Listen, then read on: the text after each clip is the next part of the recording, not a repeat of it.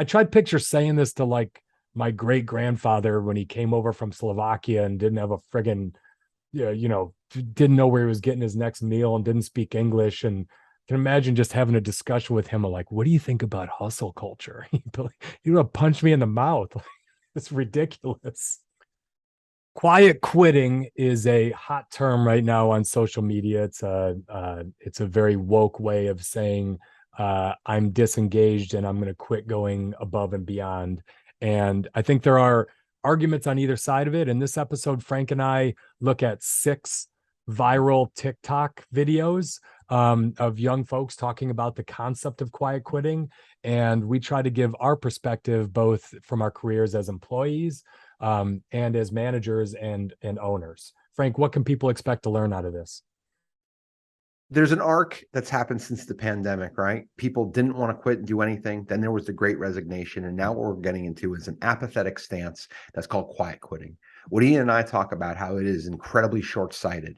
If you have desires long-term, you never know where relationships are going to take you. And if you have desires long-term of being anything other than an hourly employee, quiet quitting is bad for you. We think you should do one of 2 things: fully engage or quit. And we talk about that this episode. You're listening to Let Me Speak to a Manager with Frank Cava and Ian Matthews. What a crock of shit. Yeah, that was hot mic, Sam. You can't say God on the air. Don't worry, nobody's listening anyway. Do it live! I'll write it and we'll do it live!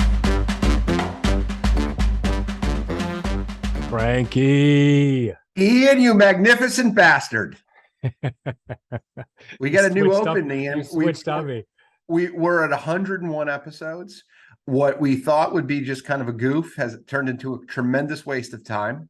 And we are a worldwide phenomenon. We are over 100. So I thought it was time for a fresh new open. In my fresh new open, your mom is still not unscathed, but it's no cursing or getting a little better. Downloaded in over 79 countries. We are an absolute global phenomenon. Never could have known that we would become this famous. Who could have thought we'd be this big in Angola? So we topic today. What we haven't done, Ian, is we haven't quiet quit or quit. Well, that's debatable. So we're talking about a topic today that I think Frank started right around episode 16, which is quiet quitting. Quiet quitting is so if you go into Google Trends, which I showed Frank this tool this morning, if you go into Google Trends and you type in quiet quitting, Google will show you how that term ranks versus all other things that are being searched at. So from a 0 to 100, a 1 means no one's searching for the term at all. 100 means you're the number 1 trending topic. If you type in quiet quitting, that term gets a 100 out of 100 on Google Trends. And it's largely blown up on TikTok, which is where all amazing career things start on TikTok. The advice that you get on TikTok. Don't forget to follow me and Frank there. Pretty amazing, 16,000 followers. But the term quiet quitting is basically a response to burnout, where people feel like they only need to do the bare minimum. People have said, look, we're done going above and beyond. We're done trying any extra harder. We're just going to show up and do the job we are paid for. Largely what Frank does every Wednesday morning when we record, right? Kind of just jumps on here. You all feel it. He kind of goes through the motions where I put in all the heart and soul of this entire operation. So my disagreements are going to start early on this podcast, and they're going to start right here. Ian's that old school kind of silent generation manager that doesn't really listen to feedback and kind of tunes everything out. As soon as I start to speak, he looks down at his phone, he starts to drink. And this quiet quitting thing is actually for a different generation than me. I feel like it's the generation after us. It's the Gen X. We're Gen X. It's the millennial, and it's even the younger generation, the 20-something-year-olds, which we are now significantly not a part of. But when I read quiet quitting, like what it means to me, it's like it's a passive aggressive way to just say, I'm not going to engage in this. And like there's a lot of things that have come out in the news recently, like Ian and I read someone by the name of Peggy Noonan from the Wall Street Journal. She's kind of an old school opinionist. She's conservative. She wrote for Ronald Reagan years ago, but like she talks about professionalism and like America's lack of professionalism. And like the pandemic to me is a great example of this. There's like a lot of people who bitched about like, oh my God, this was just so hard. I lost my 20s. Like, we're not at war. Like it isn't, you had to wear a mask. It wasn't that fucking bad. You still have Netflix. It's not like you're in a boat landing in France getting shot at. So like quiet quitting to me is like, it's just an excuse. Like, I don't want to fully engage. I want to protect my private life and my work-life balance. And that's fine, but it doesn't need a passive aggressive kind of, I don't know, summary. And that's what to me, that's like, when I read this, it's just, it just makes my stomach turn. I have thoughts on the generational thing, but we'll get back to that. Let's start, Frankie. Let's get into the TikTok that went viral, the one that everyone's writing articles about right now. I recently learned about this term called quiet quitting, where you're not outright quitting your job, but you're quitting the idea of going above and beyond. You're still performing your duties, but you're no longer subscribing to the hustle culture mentality that work has to be your life. The reality is it's not, and your worth as a person is not defined by your labor. That guy has a very soothing voice, and the slow piano in the background. You could see why this video went absolutely viral. That was a sensational video by that guy. How many views does that thing have? Like 3.5 million, 500,000 likes, thousands of comments. A couple things he says that I think, this whole, your life isn't defined by your labor. I don't know. It's kind of like politics to me, Frank. I feel like people take this as 0 or 100. People can't be in the middle on stuff like work-life balance. It's we don't subscribe to hustle culture, and it's like, okay. When I hear that, it's like, I feel like that's the words of a spoiled brat that's never been hungry a day in their life. Their parents have paid for everything, and did their parents subscribe to hustle culture when they were making a better life for them, or their grandparents? Or I tried picture saying this to like my great grandfather when he came over from Slovakia and didn't have a friggin', didn't know where he was getting his next meal and didn't speak English, and can imagine just having a discussion with him of like, what do you think about hustle culture? He would have punched me in the mouth. It's ridiculous. So Ian and I are realizing that we're becoming the two old guys from the Muppets, right? We're getting older, we're getting opinionated, we're kind of digging in our heels. Statler and Waldorf, for those of you that are big Muppets fans. But so like, this is what I see in this video. I see someone in a mask who doesn't actually show their face and is kind of talking this thing through about this kind of, I don't know, like a mantra or kind of a set of life goals. They're pretty young. It looks to me like this person's high teens, low 20s. And so I don't know what to think of it. Like, it's kind of what I think of Twitter, what I think of TikTok as a whole. It's kind of a place to go fuck around, and who knows? But like, what I look at it with this is, if that person came into an interview with me, I wouldn't hire them. I wouldn't hire them. What I want is people who want to give me 50, 60 hours worth of work in 40 to 45 hours a week. I want people who are going to kick some ass and who really want to achieve through career. Now, there are people who have this figured out better than us, certainly better than me. They live, lives that allow for a lot more leisure.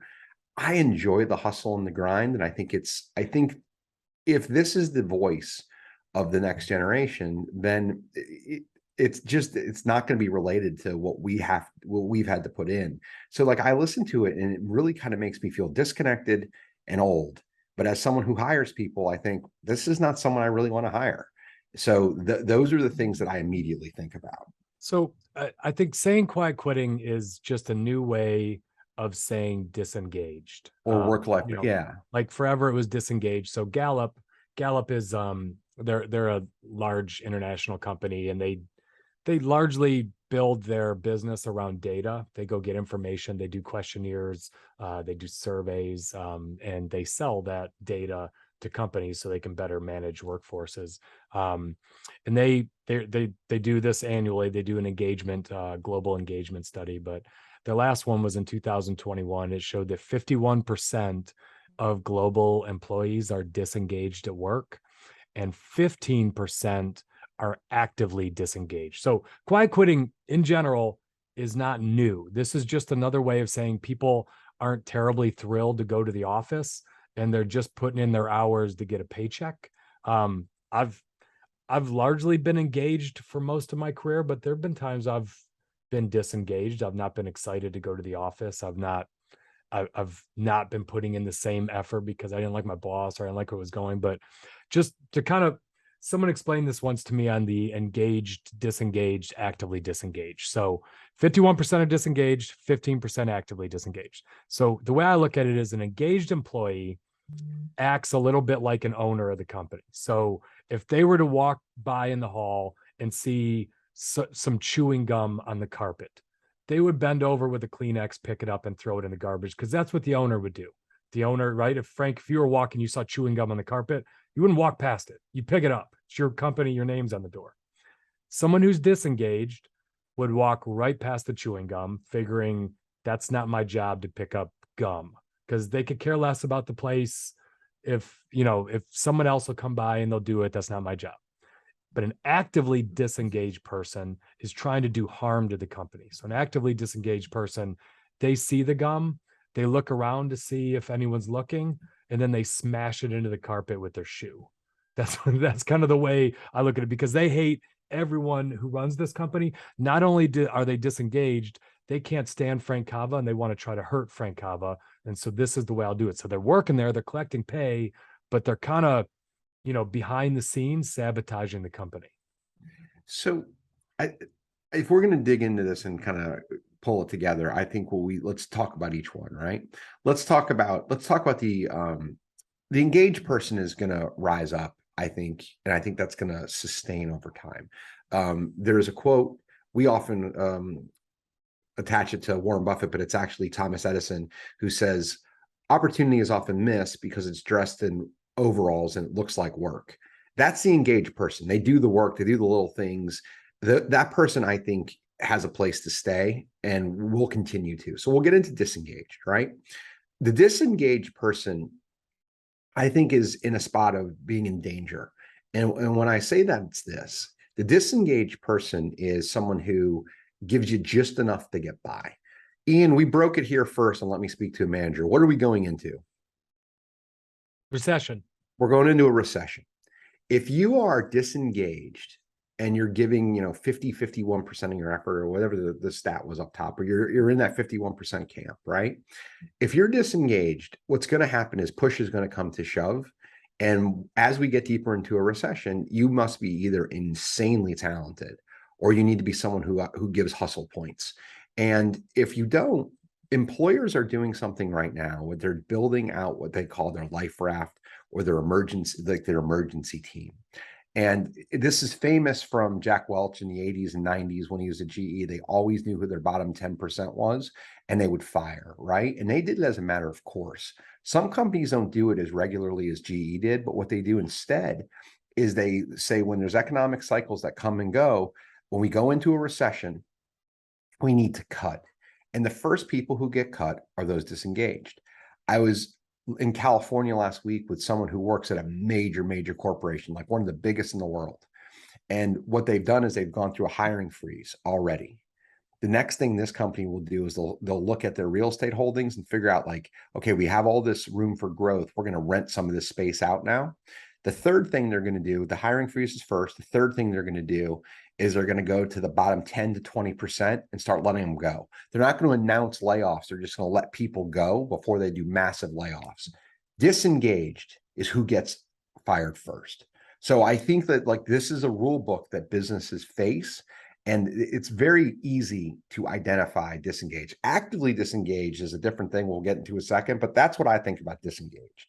So far we've been talking, you and I think in terms of professionals. We're used to working with college educated folks. We're used to thinking about people that work with their brains, that But I think this next clip might make you think a little bit differently about this one. So I'm showing Frank some of these clips for the first time as he sees them. So let's play the next one, and then I'm really interested in your take on this. I put 3 years in with the company. I started out at $11.88 an hour in 2018. By June of 2021, after putting in multiple shifts of overtime, working holidays, volunteering for other people so they could have time off, doing whatever it took for my supervisors, kissing ass, cleaning up, staying over, volunteering for things. You want to know what I ended up making when I quit after 3 years? $12.64. That was not missing a single raise. That was not missing a single evaluation. That was even begging for merit raises that they decided they were going to get rid of because, quote unquote, they didn't have the money for it anymore. You want to talk about quietly quitting? Tell corporate America to start paying their employees what they're worth. We'll quit quietly quitting. I'm not going to sit here and bust my ass because some CEO that's got pockets deeper than the Nile needs a 7th vacation home in the Hamptons while I'm over here trying to make a car payment on a 2002 Honda Civic. We're not even going there about the student loan situation. Quietly quitting. My ass has been working 2 jobs 7 days a week for the last decade. My student loans hadn't even began to get touched due to the fact that the interest is so high. We can't afford to make payments on those. We can't afford to make payments on the 2002 Honda Civic. And you want us to continue to bust our ass? Can you imagine working at the Outback and screwing up that lady's order? Can you just imagine? Can you just put yourself back in your shoes? What would have happened with that lady if you'd have brought out some burnt barbecue ribs?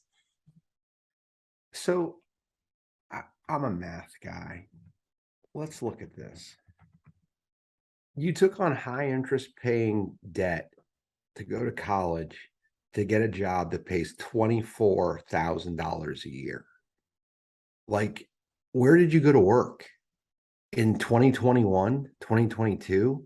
$24,000 a year. That's 60% of what I made as a starting salary in 1998. So like I would think through decision making with this, and this is where the internet to me is just fucked. It's like someone's railing and has hundreds of thousands, not millions of views. Someone's listening to that advice to someone who's making $24,000 a year. Isn't that below the poverty line? Like minimum wage in most states now is $15 an hour. Like I don't understand it. Like why? Like so. It's an interesting video. I hope that's not the masses. Frank, how many houses in the Hamptons do you have? 0. But you do have pockets deeper than the Nile. I love deeper than the Nile is fantastic. That whole rant was really good. I thought that was really good. The rant's really good, but felt polished, felt practiced. I feel like she's said these things before.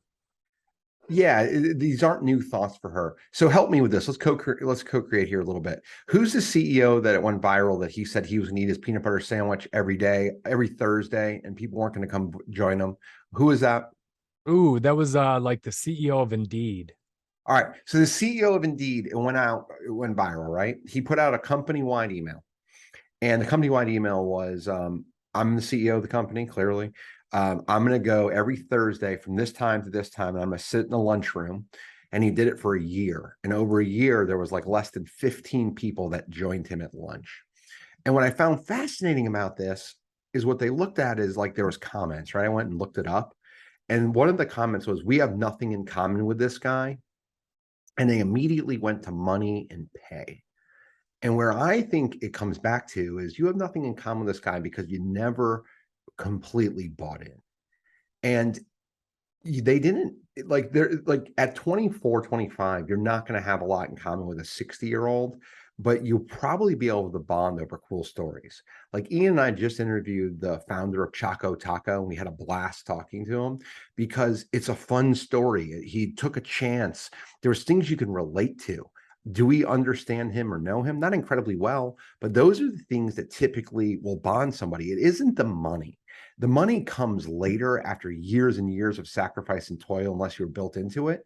And the money isn't what bonds people. It's the way to get to it. The story of how the guy launched the Choco Taco is fascinating. He had an idea. Like, that's what captivates people. If you have nothing in common with someone like that, or don't even want to take a shot to sit down with them, to me, you've already quit. Like, why not get yourself in front of this person and see what comes out of it? I think whether you have something in common with someone or not is largely a mentality. Yes. If you believe you don't have anything in common with someone, you're right. And if you believe you have a lot in common with someone, you're right. I can remember being young and getting chances to meet executives who made a lot more money than me when I was broke. But I would always think like, well, they were me once. They were 22 once and broke and probably driving a crappy car, and they're just farther ahead than I am. So I guess I have a lot of thoughts on this. One, if you're a company and you're paying, that's pretty close to minimum wage, isn't it? Isn't like It's under minimum wage. It's like under $12 an hour. Average minimum wage nowadays is higher than that. if you're paying minimum wage, you probably You're gonna shouldn't get minimum expect wage people. you probably shouldn't expect people to do any more than their job requirements. And So I would agree say with that. if you had, like, let's say that's the only job you could get, look, not everyone has the privilege that others have. This might be the best job you have in an area that you live. If you are a company and you're paying the lowest you possibly can, you shouldn't be asking people to do more than what's required of the job, period. Like, you should expect, I'm going to pay as little as I can. I should expect the bare minimum because I'm paying the bare minimum. But on the other side, for this individual, I'm with you.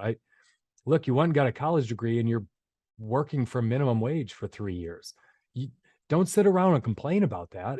If your skills are so great that you should be making more money, you seem to be angry that executives make more money than you. All right, hotshot, go get a job that pays better. Go to a company that sitting around and complaining about your pay and the way you're treated is just such a victim mentality. Go do something about it. Just I guess I don't empathize with that. And it's kind of a blue collar mentality. I do have a story on this, Frank. So I worked an internship at an auto supplier in Detroit when I was in college. And I was out on the floor all the time. I knew I wasn't going to work there forever, but I was ambitious because I wanted to get a good review at the end of my internship. And I wanted to be able to put it on my resume that I accomplished some things. And one day they were short workers for a weekend and we had a big order we had to do. So I volunteered to go in and work on the line. So, I was on a stamping press and I had to make a little part, one piece of a hinge that went in the back of a trunk.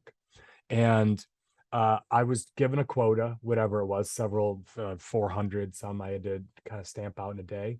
And by lunch, I hit my daily quota. And I went at lunch to sit down with the other union guys and to have lunch with them.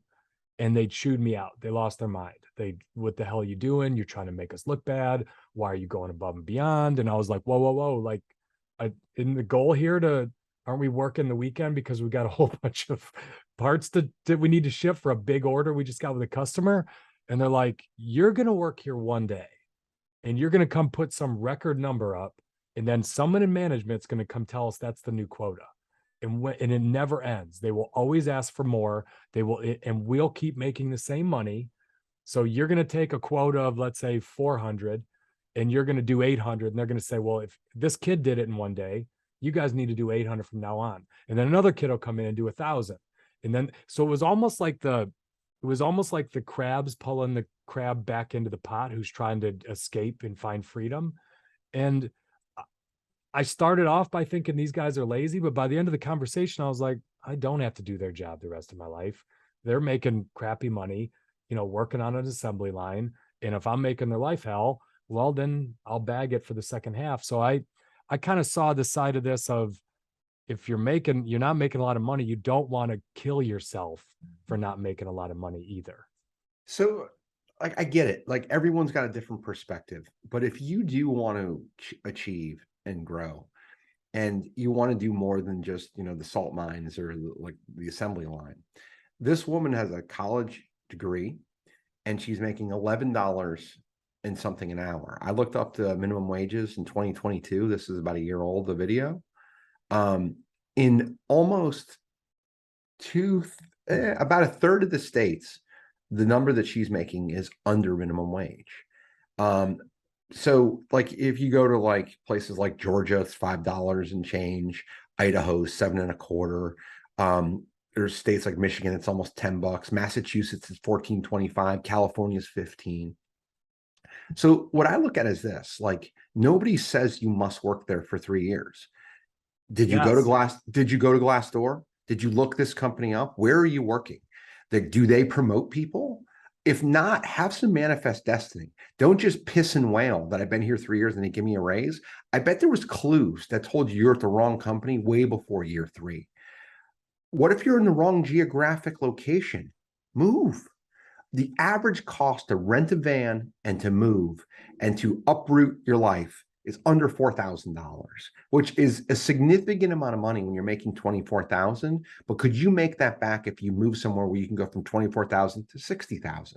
Yep. And getting to $50,000-$60,000 in today's economy is not incredibly hard if you pick up and look. Like what I hate about, I think there's so many wonderful things about the internet. What I dislike about it the most is if you are a victim, you can find an audience and you can find someone that's like, that person's right. I'm digging in deeper.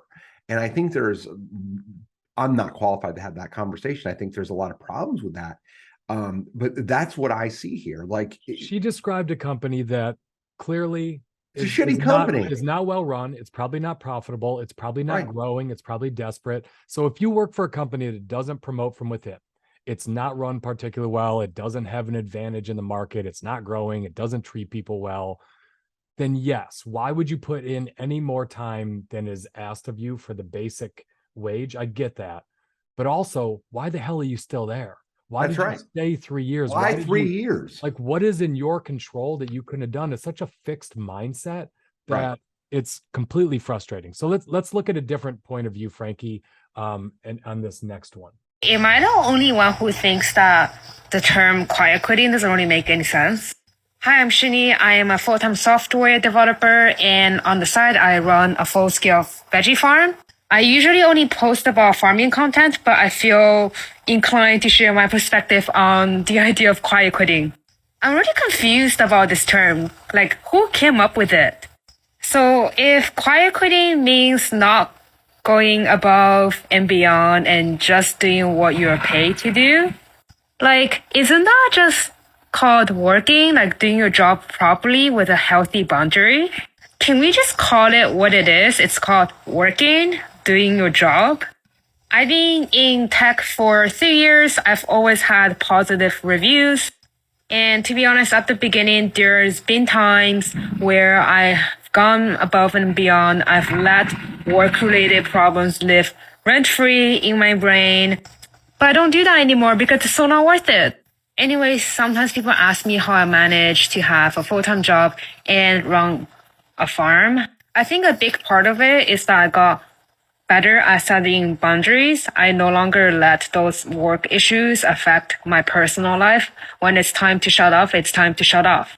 But the idea of quiet quitting doesn't really resonate with me because that just sounds like a coping mechanism, or it sounds very disengaging. I'm still showing up to my work. I'm still putting a fair amount of effort to do my job right. I'm just saying no to things that don't bring value. Frankie, something about this individual I think is unique in that she's an employee.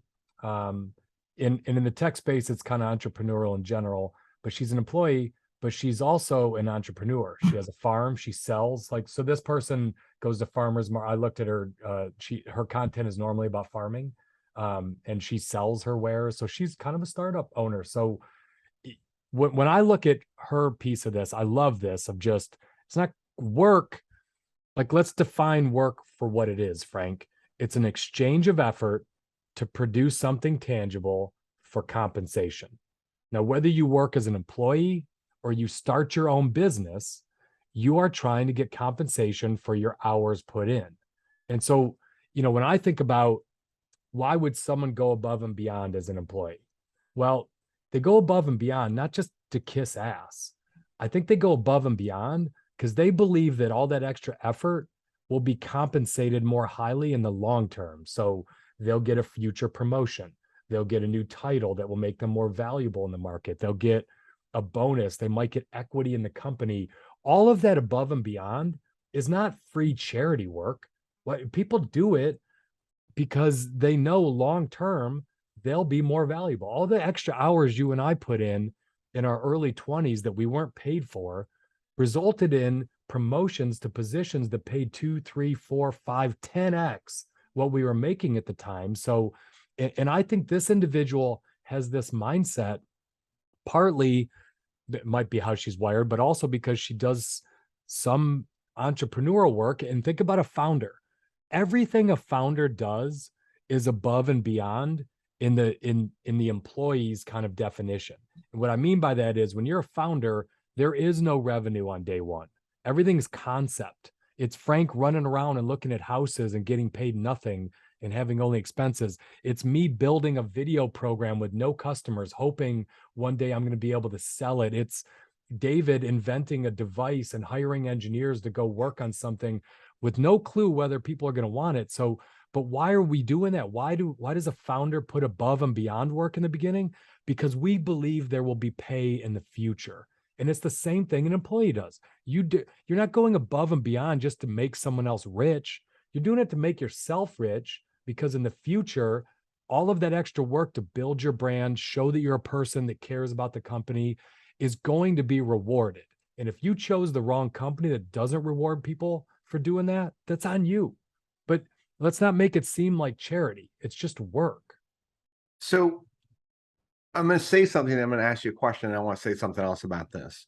So what I hear from the woman who just spoke is I'm encouraged by her. I think what she's saying is great. Yeah. I buy into it. And I like her perspective. And she's someone who on a TikTok video, like, I can connect with. Like, if she was interviewing with my company, I would love to have a deep conversation to see if there was a job for her, because of her, like, we'd dive into skill set, because like if she's a fit, to me, she's a cultural fit. She's got good, healthy boundaries. Her farm is also something we used to call a hobby. Hobbies are great. People having hobbies and doing things that are outside of the office are awesome. She has a productive hobby, which in an interview is going to crush. Like, what do you do for your hobby? I tend to garden. I get up early. I make sure it's watered. I get home from work. I run there. I tend it. I have to care for it. A garden is fickle. If you've ever had a garden, it's hard freaking work. And I've never had one nearly that big. That is an awesome set of stories. So let me ask you a question. On balance, the lady that's $11.88 an hour, or this woman, who's smarter? Just on what you heard? All day long, give me the second person. Yes. All day long, she just gets like, that's on me to manage my balance, not blame some company. I love that. So let's go through the two, right? $11.88 an hour. I showed up every day. I'm a bulldozer. I smashed into a wall. 3 years later, I've gotten 40 cents in raises. 3 years of minimum wage with a college degree. Correct. That's one approach. The other approach was this. She said, the video we just watched, I prioritize what I do. I want to make sure I'm productive inside of my workday. She has discretionary thought. She has a higher level of problem solving. She stopped and looked at it. I think people have this. She doesn't waste time on nonsense. That's right. I don't waste time on nonsense. I think people misconstrue or screw up. I'm at work today. I'm working. I'm here. I'm clocked in. I'm doing my job. That's not the case. You can waste a ton of time on what you're thinking about, what's on your computer screen, what's in your ears. There's 100 ways to waste time at the office, 1,000 ways to waste time at the office. You're paid to produce. What this woman is talking about is, how do I do my job the best? How do I thin slice my day to actually add value at my company? This woman, to me, probably gets 50, 60, 70 hours worth of work done in a normal week. And she has a healthy balance of something that fuels her outside of the office. And that's awesome. Like, there's a woman who works for us who also paints. Like, I think that's cool as hell. I ask her about painting all the time. She's like, it's my therapy. I get there and I get to do that. Like, these are wonderful qualities, but the biggest difference is where you point yourself and what you're going to hold yourself accountable to. This woman is holding herself to a much higher a much higher plane and holding ourselves more responsible, in my opinion. And it's interesting. The first several that we listened to, Frank, the comment sections, everyone's in love with them. This last person, of course, the comment sections are like, that's dangerous what you're putting out. And everyone wants to argue with her because they don't like seeing someone achieving more than they are. That's all it comes down to. Yeah. More. Let's go to the next one. Quiet quitting does not benefit you at all. I'm seeing all these people thinking that quiet quitting benefits them and not the company. That's not true, because when you become apathetic, not only do you hate your job more, but you create a reputation amongst your colleagues and amongst the people that you work with. And I know a lot of people aren't going to like to hear this, but if you have career goals to do more than what you're doing now, whatever that might be. I don't care if you're a VP today or if you're entry level. I don't care what you're doing. But if you are someone with goals that wants to do things, whatever it might be that you think is cool, but you don't have the experience or the qualifications to do now, what's going to get you there is going to be the network that you build at your current jobs. If your job is so bad and the people are so bad that you can't find a network there, and that literally if every single person there thought that you sucked and didn't care about your work and are not a great person to work with, that doesn't matter to you at all, then you need to find a new job immediately, because you're wasting your time and you're making it less and less likely that you're going to get to where you want to go. If that's not the case, and there are a few people there that maybe down the road in 5 years when they go to another company and maybe get a little more high up or whatever could help you to get where you want to be, then quiet quitting is literally wasting your time at this company and shooting yourself in the foot. So please don't do that. If you feel like you have no other choice, get a new job. Hallelujah. I love everything about this. What she is talking about is the damage you can do to your brand by putting in the minimum amount of work and quiet quitting. What I think young folks don't understand when they think about this quiet quitting premise is how important your network is to your net worth the farther you go in life. And I'm going to give an example here. I was completely disengaged and, kind of just defeated and done with NVR. But up until the day I went in and gave my notice, I was flying to multiple cities, giving presentations. I was in Pittsburgh the day before I told my boss I was quitting. I got up in front of 30 people and I gave a big, rah-rah speech to fire everyone up, because I wasn't going to take money from my job and not give everything, because that was my brand. I didn't want anyone to think, well, Ian, he kind of mailed it in those last 2 years. He wasn't fighting for us. And that was part of the reason I wanted to get out of there, Frank, is I was afraid that I would start working just for a paycheck and not giving a crap, and everyone would see it in my face. And I will tell you, in the 4 years since I've left there, the people I do business with now today are people I've worked with in the past that I had a strong brand with. It's you, it's David, it's Macaulay, it's all the people I've brought in on our real estate deals to invest or to invest and keep. They wouldn't have done that if I'd have quiet quit when things got tough. They remember me from my work when I was there. When I showed up, they got 100%, and they know that today about working for me. The last two videos have been refreshing.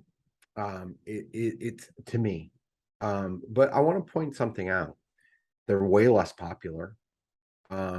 Social media allows people an opportunity to be an asshole, to attack, to be the quiet guy behind a keyboard that quietly has all this email muscle, right? But what I see with these two videos is this is the workforce that I would be drawn to. These are the people who are long-term, who you want to build a team with. What Ian said is this, right? Like, this is old school, but we used to call it Eagle Pride. And what Eagle Pride was in football was pride. Like, I didn't really know what pride meant when I was in 9th grade. But what pride is having self-respect, and as a collective, having self-respect together and building something. These last two people have a lot of pride. They have pride in what they do.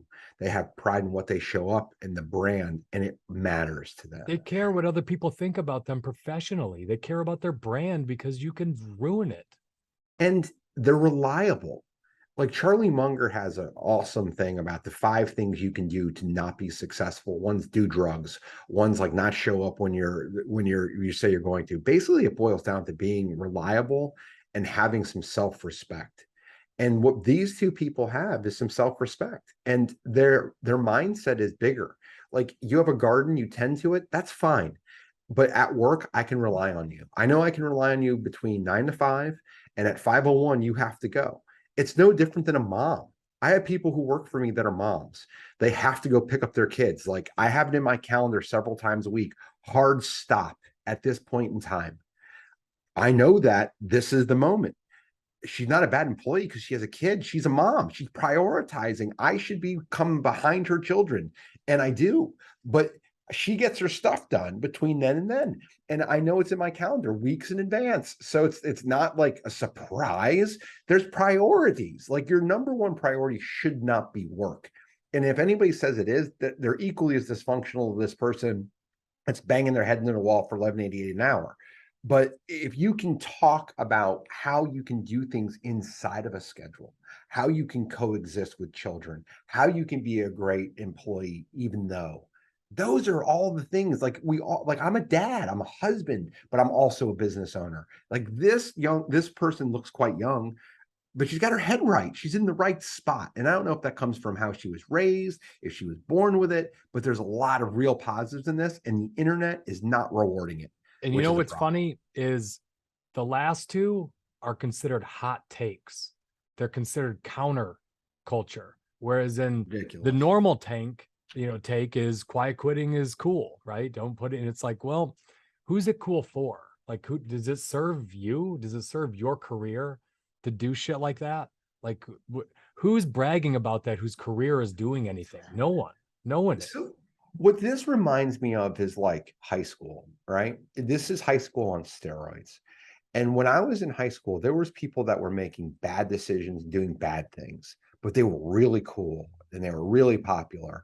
And they were, in some instances, very attractive, but they were doing drugs or they were like not taking things seriously, and they were rewarded for it. And what happened long term is those people have not had the same level of career success.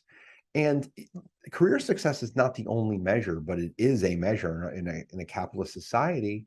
Like I just got back from an awesome week away. Like the things I worry about are less financial because of decisions I made a couple of decades ago. And again, I'm not saying this is better or worse, but if you do want to achieve in a different way, you have to say no to some of those allures that were really attractive in your teens and low 20s. And you have to grind and build brand and have pride and have people who rely on you. Like, here's a cool story, Ian. I just hired a new person in property management. While I was away, they interviewed a young woman. She's 25 years old. And I was like, all right, awesome. We've hired her. She starts in 2 weeks. Cool story. How'd you meet her? She's 25. This will be the fourth time she's followed me to a different job. And it was within different departments before. It's not all just jumping jobs. But I'm like, awesome. That's a cool story. That's like you talk about it in sports with like coaching trees. There's coaching trees in business. You call people you know who can do the job and who are reliable. And with a 50-person company, and if you've been listening to this podcast since the beginning, I think I had like 17 people on staff when I started this 2.5 years ago. Most of the people that we've recruited and who work for us are referrals from other people because I can rely on this person. This person does a great job. I want to put my name behind it. Those are the last 2 videos we watched. The hot takes is what gets you ahead and gets you out of $11.88 an hour. I'm going to add one more to that. So my first boss at General Electric, guy that I love, I'm still in touch with. I haven't worked for him in well over 20 years. Just called me yesterday. And we caught up. It was fantastic talking to him. And he was asking me if I knew anyone who could fill a chief commercial officer position. So job that pays $500,000 a year. And he was asking me, here's the kind of person I'm looking for, blah, blah, blah, blah, blah. And so he was kind of digging around, but in this conversation, he started asking me, what's going on with your management program? We got some new managers. What would that cost? Can I get you in to meet our CEO, talk to him? So a lead opens up. Then what's going on with Keep? Then he starts asking me questions about investing. How do I invest in it? So I can help him a little bit. He can help me a little bit. A few things happen. But I think the important thing here, Frank, is I worked for him for 3 years. And during that 3 years, there was at least a year and a half of it where I didn't like the direction of GE. I didn't like the way they were treating salespeople. I felt really underpaid. I've talked about this before, but I was young. And, I felt like I was being taken advantage of because I was young, not by him, but by the company. But not one He never day felt it. He never of that felt 3 years did I ever make Bob Connors feel like I was quiet quitting. I never missed a quota. I never mailed it in and just worked from home for a week and screwed around. I kept prospecting the whole time. All he ever knew about me is that when he was paying me, he got everything from me. And not only was I not happy with that, and I wasn't just putting it in, I was still going above and beyond because that was my brand. And if I was going to do something, I was going to do it to the extent. And 20 years later, I'm still getting paid and still getting opportunities for never having cashed it in 1 second. So I think this is critical. Anytime I've ever quit a job, and it's only been a couple times, it's always been a surprise. The people who I quit to are like, wow, why? Yeah. Why is he leaving? That doesn't make a lot of sense. Like when you quit, people are like, Ian's nuts. That's the stupidest thing I've ever heard, because he hadn't checked out. And it was just money that was keeping other people there. And Ian was never made it feel like it was just about money, even though in a lot of instances it was. There was like he was chasing things. There was bonuses. There was big numbers, but it never felt that way. You thought he was completely and totally bought in. This is the beauty. You don't have to be an open book. You don't have to run to TikTok or Twitter or Facebook and piss and wail about your discomfort. What you do is you retreat back. When Ian was thinking about leaving NBR, when I was thinking about leaving NBR, I had conversations with people quietly, but nobody knew I was unhappy. I was unhappy for a while, but my brand and the pride and what I wanted to show up and what people thought of me as a worker mattered. And what I'm telling you is it has a long set of tentacles. People who did a great job for me 5, 10, 15, 20 years ago, I will go out of my way for today. If that person was a shithead and they were unreliable, and like it doesn't have to be multiple times, it could just be once where they let me down. I remember that stuff decades later. And what Ian's talking about is people like it's an old boys network. It's correct. It is. But it starts with people who are usually young and hungry and have integrity and have pride and buy into what it is that they're doing. And they get other people around them to buy in. And that's how the old boy network starts, is because you put everything into it and people know you can be relied on. And that's why 20, 30 years later, Ian's getting questions and potential sales from someone he hasn't worked with in a very long time, because they know this is your body of work. Conversely, if your body of work is terrible. So I was together last week with all my hiking buddies, and I have a friend who is a fraternity brother of some of the people who I was hiking with. This guy who we're talking about, he lives in Florida. He became one of my best friends. He's in construction. He was kind of a fuck up for a very long time. And the guy I was hiking with, it just so happened that we got a phone call from him. And we were talking to him, and our friend who was on the hike said to him, he goes, "You told me one day you were going to completely radically change." And he goes, "I didn't think there was any way humanly possible that was going to happen." And it did. This guy has gotten insanely successful. He's built a big business. He went from kind of a screw up to someone who was like absolutely 100% dialed in and locked in. That is so rare. It is so hard to change that mentality. And it is. So like if you set this mentality slippery out, slope, right? correct. You're just going to quiet It quit starts for a while. it starts to define you in your 20s. It's who you become. And that's right. And it's very hard to reverse course. And most people are like, I don't think this guy's going to be able to do it. You find those first two videos, those two people are going to have an insanely hard time reversing course, because now there's momentum around it. Like hiring managers that are smart, go HR departments that are sophisticated, go look at videos like this. Like, we're not going to hire this person because look at this video that's got millions of hits. Like this thing follows you. So what I'm getting at is it's okay to have those thoughts, but when you verbalize them and you put it out there in the universe, it's very hard to take it back, and it's very hard to change course. I think the last thing on this, if you're an employee and you feel disengaged, I think the folks who are doing this are pandering to likes and comments and all that. Right. And I think they think, Frankie, that they're somehow they're an anti-hero by spewing this kind of shit out there. And they feel like badasses by going out there and talking about CEOs and their Hampton houses and pockets as deep as the Nile. But to me, I put him right up there with Walter White. Yeah, and, Tony Soprano's the anti-hero. They're equally as compelling. To me, if you're that disengaged and you feel like you are very good at your job and you're not appreciated, and the work you put in is not going to be, beneficial to you or pay, quit bragging about how you're quiet quitting. You're a loser. Just quit. If you are such a badass, if your skills are so much above your compensation, why are you still there?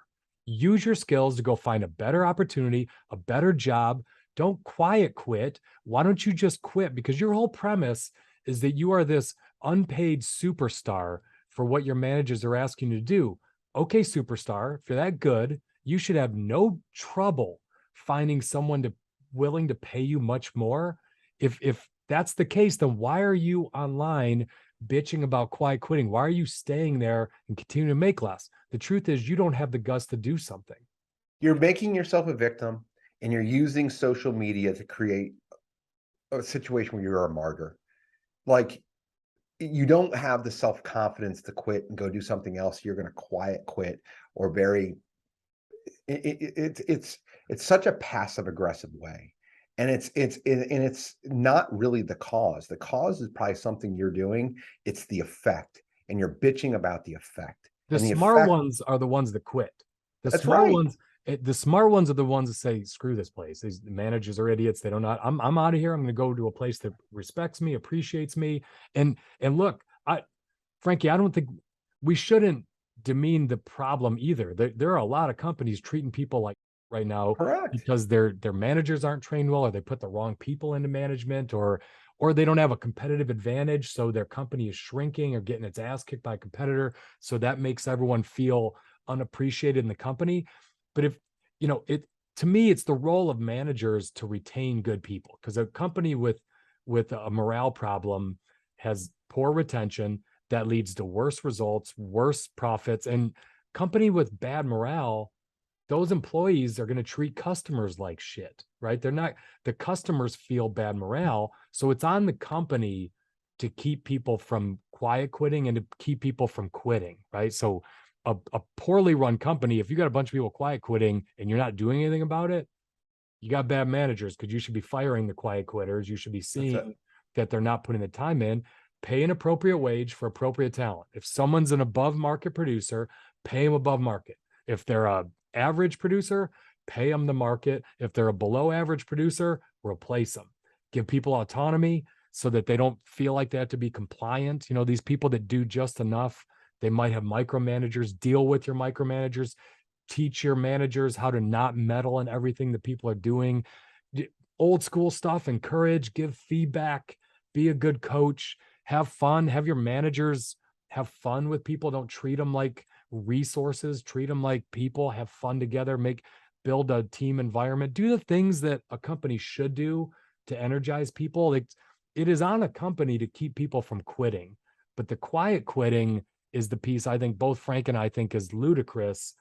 If you're that good, get out of there. And if your people are quiet quitting, you should replace those people with people that want to be engaged, and do everything you can to engage your team and retain them. All right, let's get to this last clip. My take on quiet quitting as a workplace well-being coach. I just want to preface this and say I don't love the term quiet quitting, because you are not quitting anything. You are simply meeting the expectations and requirements of your job description, if you even have one. What this essentially is referring to are people that start doing less and less, aka the bare minimum, because they are either tired, exhausted, burnt out, or here's my take on it. Many people show up to work very enthusiastic. They are very engaged at first. They want to give feedback on processes. They want to feel heard in meetings. When this is never acknowledged by management, they are constantly being told what they are doing wrong instead of what they are doing right. They're never able to see the outcome of all the work that they put in on something. The requirements for these outcomes keep getting pushed and pushed and pushed. People don't want to do it anymore. Being valued, creativity, autonomy, and innovation are the top values of employees right now. So that clip, Ian did a great job of setting that clip up, right? He kind of talked about the same thing. This is what I hear here. Number one, I love her. I would hire her in a second. Love everything I heard. She talks about the person who goes from engaged to disengaged, right? She even kind of like tongue-in-cheekly said, if you have KPIs, like if you don't have KPIs, you work at a bad company. It's poorly run. So what I want to get to immediately is the disengaged. So what she talks about in this clip is you're not quiet quitting, you're just doing less, and you're making yourself going from probably mediocre to less than that, and you're getting to a point of disengaged. There was a post that came out a few weeks ago in a group that I'm a part of, and someone basically got robbed. The guy got stolen from. And he was asking the question, should I go after this person? Should I sue this person? What should I do? And my immediate thought is, you're a manager and a owner. Like, you missed it. And you missed it for almost a year. That's a bad company. It's bad leadership. You're going to now go sue someone for doing something. If you mind the shop properly, this wouldn't have happened. And that's part of it. So what she talks about in the video that I think is critical is disengaged. If you have disengaged employees, they need to go. You are doing a disservice of keeping people on staff if you keep disengaged. You can keep engaged, you can keep the people who are overachievers, but disengaged immediately, to me, is the person who has to go. And if you don't do that swiftly and quickly, what happens is you erode your entire culture. So that's it. Like, that to me, I'm a hiring manager. I am a business owner. Every dollar that comes through the door has got my name signed on it, or it's mine. Those are the things that you have to look at. So how do you get people to the actively disengage must go? The sliding towards disengage could be corrected, and the engaged is who we want to employ. And that's it. And we can get into a different episode about, like, how do you take someone who's kind of on the teetering edge of disengaged, you put them on a performance plan, like, what do you do with them? But that's a different episode. But you want people who are engaged. And if they're slipping towards disengage or actively disengaged, they got to go. So I think in wrapping up, Frank, I hope over this last hour, you've been encouraged to put a little more effort into this podcast, get yourself engaged. And if you're not willing to, I would suggest you go out and find a better co-host, because all of this bitching about me as a co-host, if you're so great, maybe you should just go get on to Joe Rogan's show and be his co-host. See if he'll put up with you coasting along. Correct. Hey, to all of our longtime listeners, thank you for staying engaged with us. And if you would like to do us a favor, if you enjoyed this episode, please give us a 5-star review wherever you consume these podcasts and write some nice comments down. Thank you for following us and staying engaged. Frankie, peace in the Middle East. See you.